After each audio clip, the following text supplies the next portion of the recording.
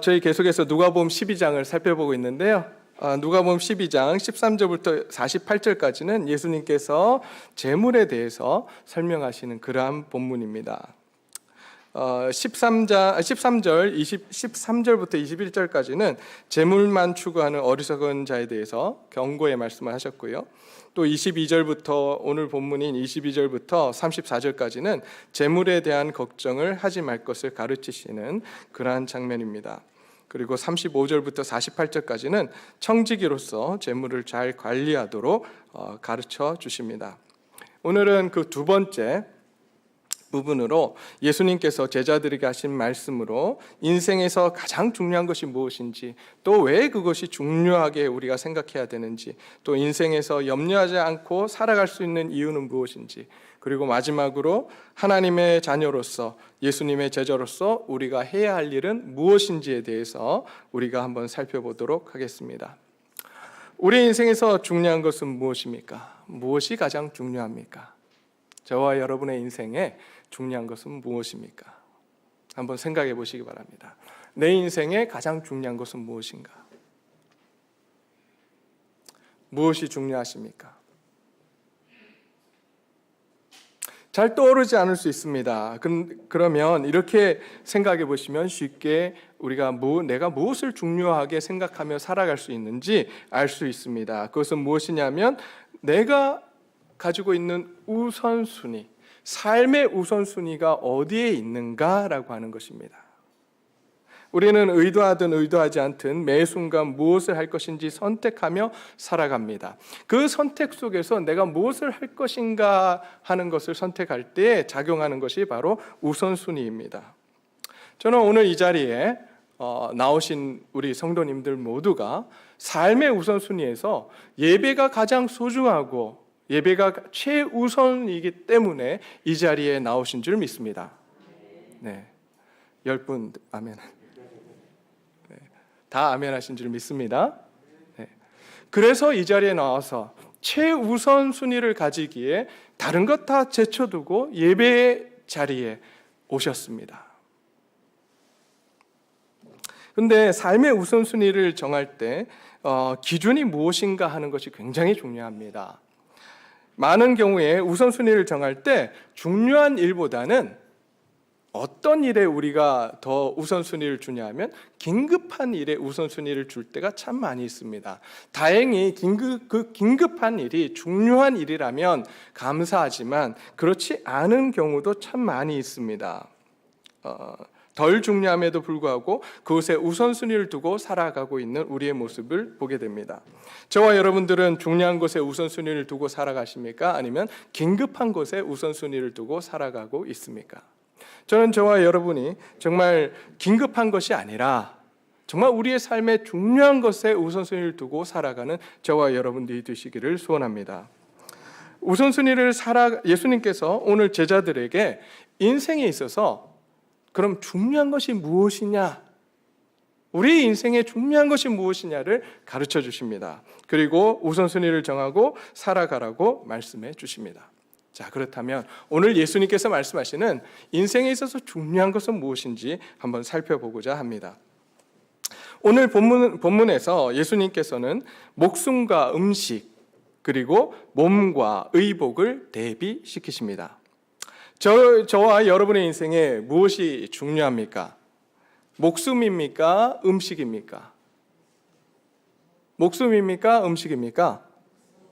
네. 자, 그러면 몸입니까? 옷입니까? 맞습니까? 네.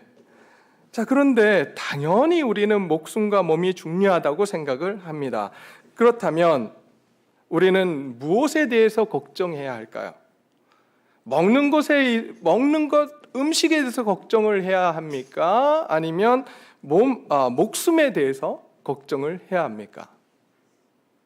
아니면 내가 무엇을 입을까? 옷에 대한 걱정을 해야 합니까? 몸에 대한 걱정을 해야 합니까? 어디에 걱정을 우리에 두어야 하죠? 목숨과 몸에 두어야 합니다. 그런데 우리는 목숨과 몸이 아니라 오히려 먹는 것과 옷에다가 우리가 걱정을 두고 살아간다라고 하는 것입니다. 제가 이렇게 이야기하면 나는 그렇지 않은데 라고 하실 분들이 여기 많이 있을 줄 압니다. 저도 그런 줄 알았습니다. 근데 그렇지 않더라는 거죠. 여러분, 걱정을 안 하는 것 같지만 교회 올 때 무엇을 입어야 사람들이 나를 무시하지 않을까? 무엇을 들고 가야 사람들의 시선을 집중을 시킬까? 어떤 차를 타야 무시받지 않고 대우를 받을 수 있을까? 이런 걱정, 이런 생각을 하시지 않습니까? 아마 저희 교회는 그런 분들이 없을 거라고 믿습니다. 네, 감사합니다. 네, 아무도 아멘 안 하셨지만 저는 그럴 줄 믿습니다. 네,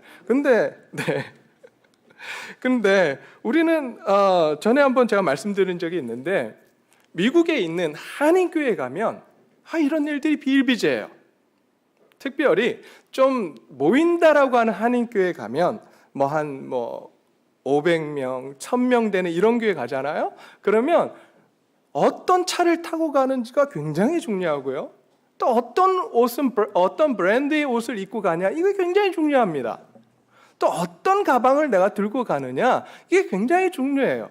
얼마나 그걸 보여주고 싶으면 교회 식당에 가면 앉자마자 백을 탁 올립니다. 나 이런 사람이야 하면서 백을 딱 올려요.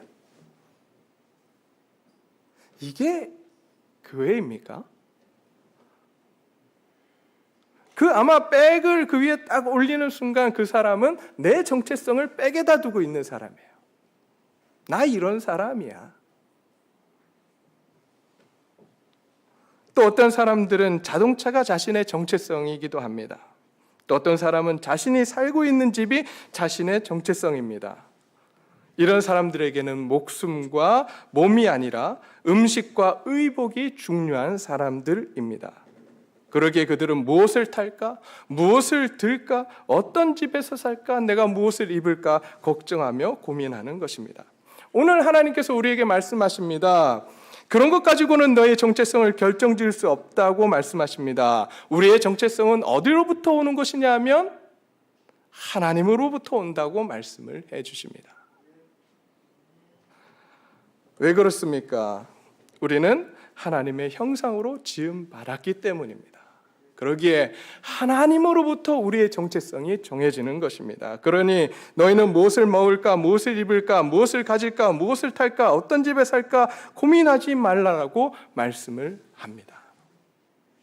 저와 여러분들이 이렇게 그것에 얽매이는 삶이 아니라 정말 중요한 것에 얽매이는 저와 여러분들이 되시기를 바랍니다. 제가 미국에서 이제 벌써 1년 6개월이 지난 것 같아요. 재작년 9월에 미국에서 들어왔으니까요. 미국에서 들어와서 저희 집에 가구가 하나도 없었어요. 들어가니까 가구가 하나도 없더라고요. 그래서 저희 아내랑 저는 미국에 있을 때부터 중고를 좋아했습니다. 예, 중고 인생이에요. 예. 그래서 한국에는 중고 시장이 없나? 열심히 찾았습니다. 그랬더니 웬걸요? 놀라운 걸 발견했어요. 신세계예요. 여러분 아시죠? 예, 당근. 당근이란 게 있더라고요. 야, 정말 이런 세상이 있다는 걸 처음 알았습니다. 한국도 많이 발전했구나. 사람들이 이사 가면 무조건 새 거 사려고 해요. 저는 그거 틀렸다고 생각합니다. 아직도 쓸 수 있는데 왜 새 걸 가지고 들어가야 돼요? 새 집이니까 새 거로 사가지고 들어가야 된다고요? 아니에요. 하나님이 우리에게 그렇게 말씀 안 하세요. 새 걸 사서 들어가서 내 인격이 좋아지고 내가 더 선해진다면, 내 믿음이 더욱더 성장해진다면 저는 그렇게 하겠습니다. 그러나 그것 가지고 그렇게 되는 게 아닙니다. 그래서 저희 집에 있는 가구들은 다 당근에서 10만 원 주고 구입한 물건들입니다. 농도 그렇고요, 책장도 그렇고요, 책상도 그렇고요. 그렇다고 해서 제가 여러분들 좀 없어 보입니까? 아니잖아요. 그렇게 보이십니까? 아니에요. 제가 입고 있는 이 양복, 제 아는 지인 목사님이 돌아가시면서 저에게 주신 겁니다. 이걸 입었다고 해서 제 인격이 낮아지거나 제 인격이 올라가거나 하지 않습니다. 전 그래서 중고 좋아합니다. 특히 중고차 좋아합니다. 누가 긁어도 괜찮아요. 새 차 사면요, 누가 긁기만 하면 마음이 찢어져요. 기도가 안 돼요. 그래서 저는 앞으로 지금 제가 몰고 있는 차도 저희 아버지가 몰던 차 몰고 있고, 앞으로도 중고차 살 거예요. 네. 근데 저는 우리 성도님들이 타는 차, 성도님들이 이용할 것들은 최고의 것이었으면 좋겠다라고 생각을 합니다. 그래서 제가 집사님들 설득해서 저희 솔라티 샀지 않습니까? 이제 마음껏 타고 다니십시오. 이제 풀렸으니까 여러분들 마음껏 타고 다니시고 또 편하게 타고 다니셨으면 좋겠습니다. 왜냐하면 저에게 있어서 가장 소중한 것은 누구냐면, 제 자신보다 더 소중한 건 누구냐면 바로 이 자리에 앉아 계신 저희 성도님들이기 때문입니다. 그래서 정말 좋은 거, 우리 아이들도 4층에 예쁘게 꾸며놨잖아요. 왜냐하면 저희 초등부 아이들이 소중하기 때문이에요. 돈이 들어도 돈보다 더 중요한 게 뭐냐면 그 아이들이기 때문에.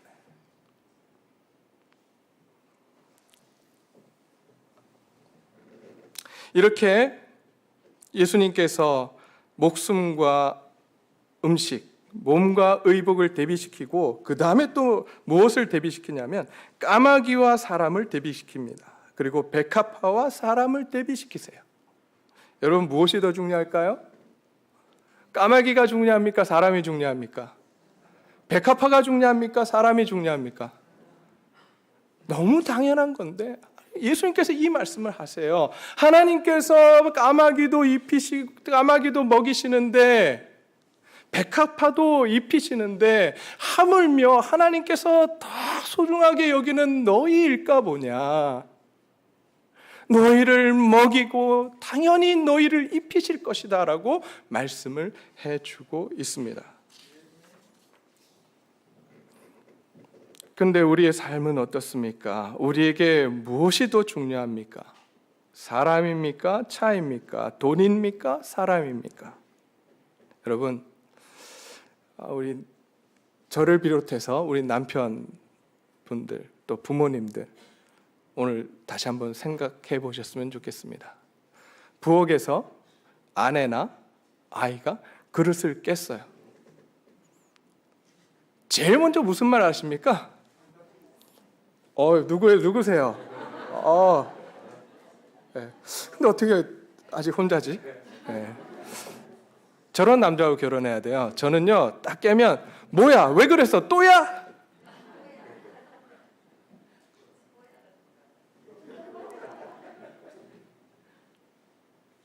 저에게 무엇이 중요하죠? 그릇이 중요한 거예요. 그릇이.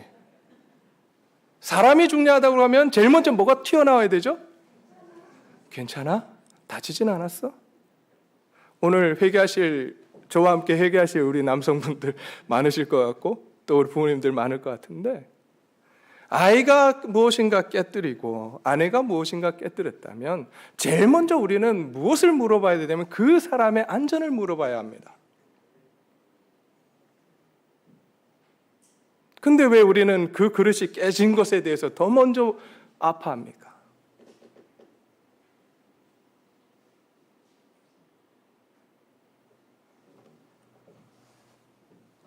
다른 사람들은 모르겠습니다.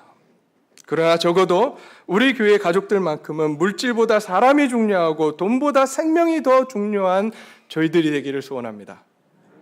네, 오늘부터 집에 가셔서 혹시 어디 안 다쳤어? 이 말이 안 나오거든 저한테 전화하세요.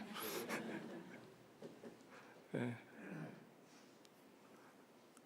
이게 먼저 나가야 됩니다. 이 말이 먼저 나가야 돼요.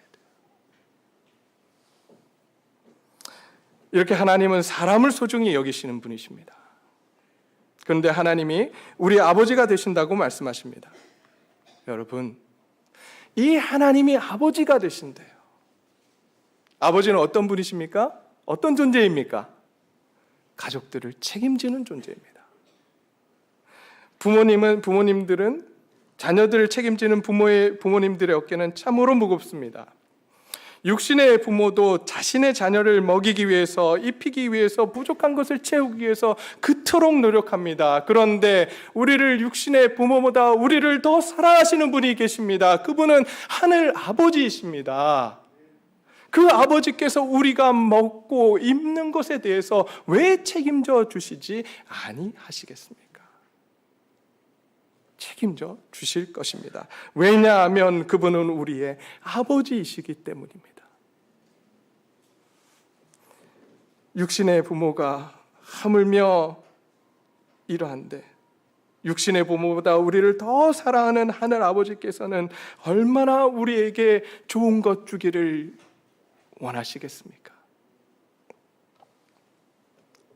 하나님은 창조주가 되시고 만왕의 왕이 되시며 하나님이 우리의 왕이 아버지가 되시기에 이제 우리는 세상 사람들이 구하는, 세상 사람들이 염려하는 것들을 구하고 염려하는 것이 아니라 이제 우리는 하나님을 신뢰하고 아버지를 신뢰하며 하나님 아버지의 나라를 구하며 살아가라고 우리에게 말씀을 하십니다. 자, 그래서 우리가 하나님의 자녀, 예수님의 제자로서 구해야 될 게 뭐라고 오늘 본문 말씀 속에서 31절에서 말씀하시냐면 다만 너희는 그의 나라를 구하라고 말씀하십니다. 하나님의 나라를 구하라고 합니다. 다른 것 구하지 말고 하나님의 다스림을 구하라고 우리에게 말씀을 해 주십니다. 그러면 32절에서 너희에게 그의 나라를 너희에게 주시기를 기뻐하신다라고 말씀합니다. 하나님께서 너희를 다스리기를 기뻐하신다고 말씀하고 계십니다. 우리가 그 하나님의 나라를 구하고 하나님 나라 안에서 하나님이 주시는 평안과 안식을 받아 누리는 저와 여러분들이 되시기를 소원합니다. 자, 그렇다면 하나님의 자녀로서 하나님 나라에서 살아가는 삶이 어떠한 삶일까요? 33절에서 이렇게 말씀하십니다. 33절입니다. 한번 같이 읽어볼까요? 시작. 너희 소유를 팔아 구제하여 낡아지지 아니하는 배낭을 만들라. 뭐하라고 말씀하십니까? 너희 소유를 팔아서 뭐하라고요? 구제하라고 말씀하십니다. 여러분, 누가복음 11장 41절에서도 예수님께서 바리새인들 향해서 겉만 깨끗게 하지 말고 속을 깨끗게 하라고 하면서 하신 말씀이 있었습니다. 그 말씀 속에서 무엇이었죠? 구제하라는 말씀이었어요. 여러분, 심지어 예수님의 제자들은요, 사도 바울이 이방인 사역을 하고 있을 때에 이 사도 바울에게 당부했던 한 가지가 있습니다. 갈라디아서 2장 10절에서 이렇게 이야기합니다. 다만 우리에게 가난한 자들을 기억하도록 부탁하였으니 이것은 나도 본래부터 힘써 행하여 왔노라 라고 이야기합니다. 예수님의 제자들, 사도 바울에게, 이방인 사역을 하고 있는 사도 바울에게 한 가지 부탁을 하는데 그것이 뭐냐? 가난한 자들을 구제하라고 하는 것이었습니다. 성령께서 오순절에 임하시고 초대교회가 세워진 이후에 교회에서 행했던 일도 구제였습니다. 구제를 하기 위해 사람들은 자신의 집과 재물과 모든 것을 팔아 필요에 따라 나누어주는 삶을 시작했습니다. 우리 성경 한번 찾아볼까요? 사도행전 4장 32절입니다. 사도행전 4장 32절. 제가 아무리 말씀드리는 것보다 여러분 눈으로 직접 확인 한번 하시는 것이 훨씬 낫습니다. 사도행전 4장 32절에서 35절까지의 말씀 제가 읽도록 하겠습니다. 누가복음 4장 32절입니다. 믿는 무리가 한 마음과 한 뜻이 되어 모든 물건을 서로 통용하고 자기 재물을 조금이라도 자기 것이라고 하는 이가 하나도 없더라. 사도들이 큰 권능으로 주 예수의 부활을 증언하니 무리가 큰 은혜를 받아 그 중에 가난한 사람이 없으니 이는 밭과 집 있는 자는 팔아 그 판 것의 값을 가져다가 사도들 그들의 발 앞에 두매 그들이 각 사람의 필요를 따라 나누어 줌이라. 우리가 그토록 사모하는 초대교회의 모습, 우리가 그토록 이런 교회가 됐으면 좋겠다라고 외치는 초대교회의 모습은 이런 모습이었습니다. 구제했습니다. 아파하는 사람들이 있으면 그 아픔을 자기 것으로 만들고 공감하며 그들을 위해서 기도하고 그들을 위해서 자기가 가지고 있는 것들을 나누며 구제했었습니다.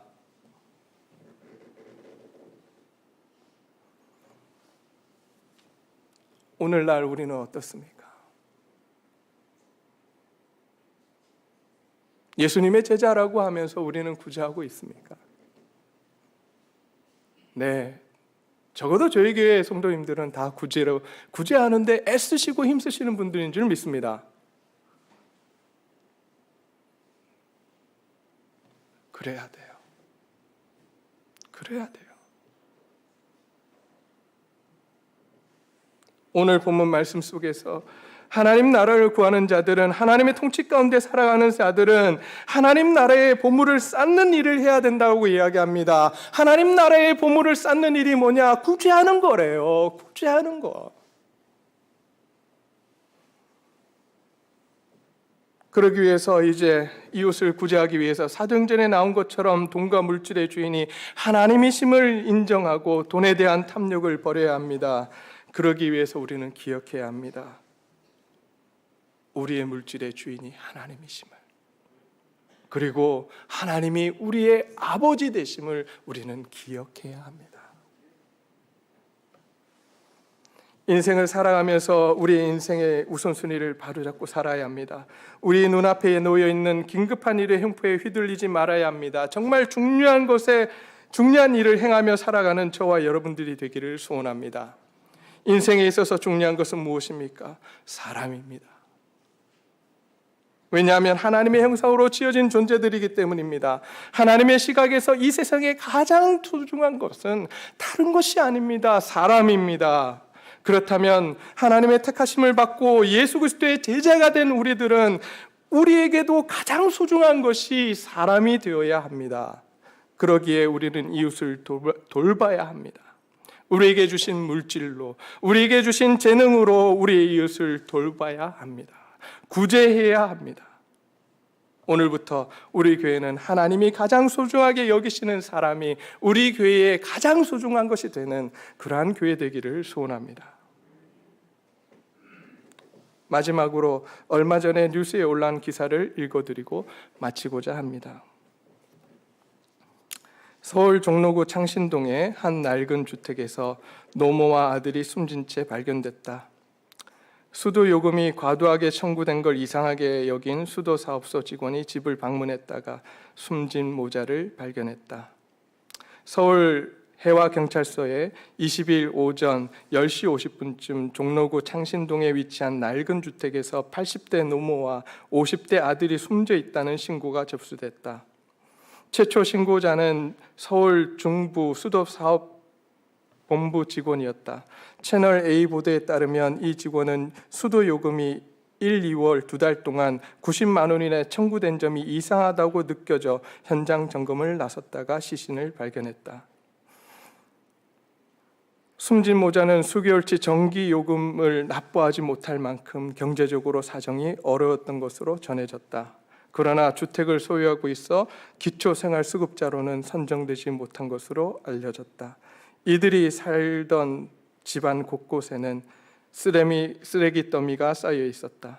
주방 싱크대는 무너져 내려 있고 오랫동안 음식을 해먹지 않은 듯 가스레인지와 냄비에는 곰팡이가 피어 있었다.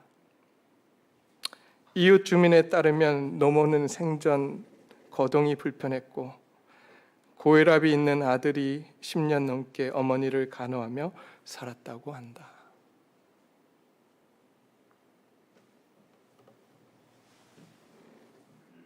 우리 주위에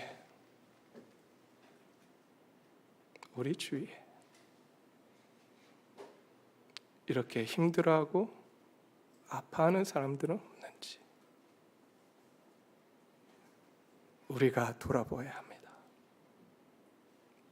우리가 돌봐야 합니다.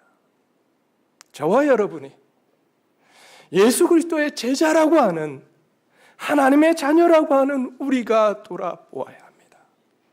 오늘 이 시간 우리가 그렇게 돌아보기를 소원합니다. 우리 하나님 앞에 찬양하면서 우리가 고백하기를 소원합니다.